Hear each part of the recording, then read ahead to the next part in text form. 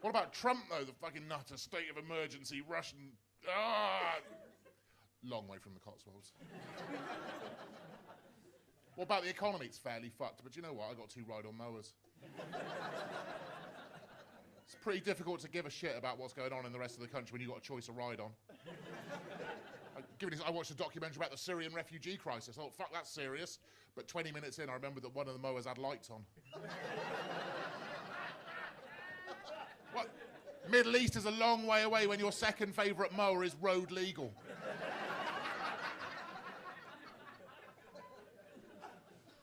And the other mower, I mean, you look like quite a classy bunch of people, so you will appreciate this. The other mower, and I hate the word humble brag. I think humble brag is an ugly word. This is just a fucking brag. The other mower, I mean, you're on the edge of your seat to know. Mate, it's an Atco Fieldmaster. Yeah? You heard me right. An Atco Fieldmaster with a 110 centimetre cylinder, the choice of the professional. Like, go to a professional groundskeeper's hut, they will have the Atco there for their final finish. Like, you went to Anfield, they've probably got a 150, and I'm man enough to admit that is more mower than I need. Right? Like a smaller club, which I can't give an example of, because I know fuck all about soccer, a smaller club... There is a show about it called Soccer AM. It's called Soccer. When they call that show Football AM, then I can change my opinion, because it might be about rugby. Right. You wait till we get to the difference between a dugong and a manatee. Let's see where the fucking riots start then. Just saying the Atco Fieldmaster is pretty much the choice of the profession. You're nodding along. You know this stuff. Yeah, of course you do. Yeah, I got mine from a cricket club that was in financial difficulty, and they held a fundraising gig to try and stay open, and they booked me, and I was nowhere near good enough, and they went bust, and I got their mower, so that's... Like, sometimes good things happen to good people. That's all right, isn't it? I've got some political beliefs. Have we got any Scottish people in? Welcome, solitary, lovely Scottish person. Where in Scotland are you from, sir? Ayrshire. I have no fucking idea. It's lush there, isn't it? Good. See? All of Scotland is gorgeous. I love Scotland. I love Glasgow. I love Edinburgh. Glasgow's like the only big city I've ever been in where I think I could live in the city. Fucking love Glasgow, love Edinburgh. I think that Scotland will and should have a second chance to become independent. That's what I believe. And I believe that if the Scots are serious about independence, they'd let English people vote. Because we would have independence the shit out of them last time. Do we know what it's about? Not really. Do we think it'll annoy our neighbours? Yep, good enough. Because deep down, that's all that British people really want to do is annoy their neighbours. Nothing else explains the things that British people do, other than the desire to annoy their neighbours. Like, nobody wants to go cycling. People that go cycling, particularly on a Sunday, they're just doing that to fuck off the people who've got pubs to get to.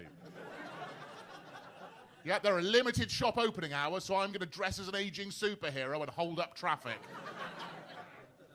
I'm one of only like 12 British men in his 40s that hasn't considered spending £5 on a fucking push bike. One of only 12 British men in his 40s don't get up at 6 o'clock on a Sunday morning. I think, well, I've stolen swimwear from a 10-year-old girl. Now I'm going to inappropriately squeeze into that and get out in the traffic, risking my life to annoy my neighbours. Pausing only to clatter in and out of Starbucks sounding like a gang of tap dancers.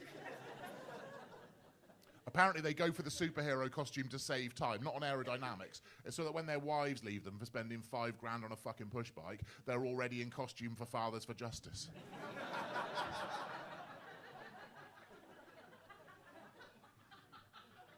What I really wanted to happen last time with the Scottish vote, I went to Scotland to vote to stay with us, and then for us the next day said, you know what, no. While you've been talking about it, we've been talking about it, and the bagpipes are shit, and we can make our own shortbread.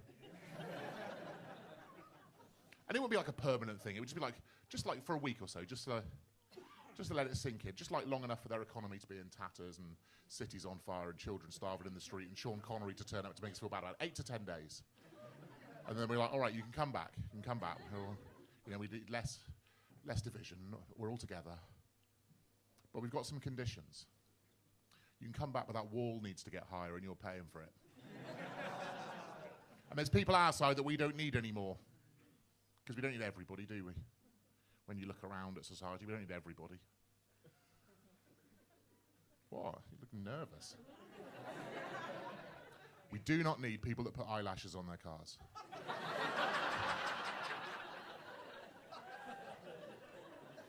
Like every few weeks I think, oh, they've all died out. I haven't seen one for a few weeks. And then this afternoon I'm in fucking Warrington, aren't I? That's where they've all gone, it turns out. If you see those people, if you see those eyelash car people, flag them down. Just say, sorry, you need to take those off. You're not quirky, you're a tit. Send them on there. We don't need those people. We don't need Sunday cyclists. We don't need bell ringers. Don't need men with white Range Rovers and orange wives. Obviously, that's going to be controversial to the people that thought soccer was a controversial word. Don't need people that would look at a dog and think that needs clothes and jewellery. Don't need people that wear wristbands for festivals whilst no longer attending those festivals. I don't give a fuck that you went to Latitude 2016 and it was banging. Get north of the wall, you grimy-wristed hippie. Take your chances with the White Walkers, come back when you've learned to use scissors and soap. People we need least are the people that own restaurants, cafes and pubs that serve food on shit which is not plates. I've had enough of having my food served to me on shit which is not plates. Like if I go out and I see that they've gone to all the trouble of building an authentic wood-fired pizza oven. Well, like if you're in Naples, every street corner, the brick-built, the dome-shaped pizza oven, the circulating heat reaching a temperature of over 800 degrees, flash cooking the pizza, essential for the authentic Neapolitan pizza. I love an authentic Neapolitan pizza with a hand-stretched, thin, crispy base with just a little bit of char on it and a herby tomato sauce and the freshest mozzarella just starting to melt. I hope they put it on a bin lid.